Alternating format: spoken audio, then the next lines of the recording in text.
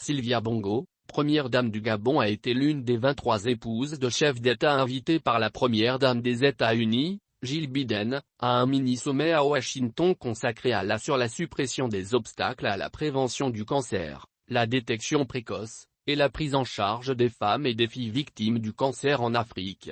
La rencontre s'est tenue au Ria au Kennedy Center for Performing Arts en marge du sommet des dirigeants États-Unis-Afrique qui se tient dans la capitale américaine du 13 au 15 décembre 2022. Des représentants du secteur privé et des organisations non gouvernementales ont également participé à la rencontre.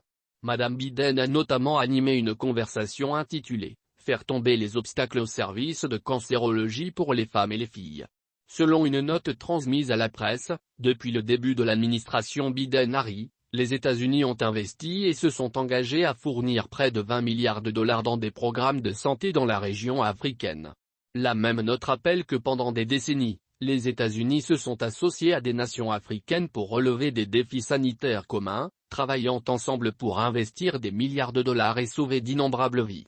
Cependant, malgré de nombreux progrès, on estime désormais que les maladies non transmissibles comme le cancer sont à l'origine de toutes les causes de décès sur le continent africain. Une nouvelle commission lancée Oncologie pour l'Afrique subsaharienne estime que plus d'1 million de décès par cancer surviendront chaque année dans ces pays d'ici 2040. Nous pouvons prendre des mesures pour éviter ce résultat. Unis au sein de l'Organisation des Premières Dames d'Afrique pour le Développement, OAFLAD, les Premières Dames d'Afrique accordent la priorité à la lutte contre les maladies non transmissibles, y compris les cancers, et à l'amélioration de la santé des femmes et des enfants. Cette orientation est une reconnaissance de la croissance du cancer. Ci-dessous la liste des Premières Dames et les épouses des premiers ministres qui ont participé à ce mini-sommet.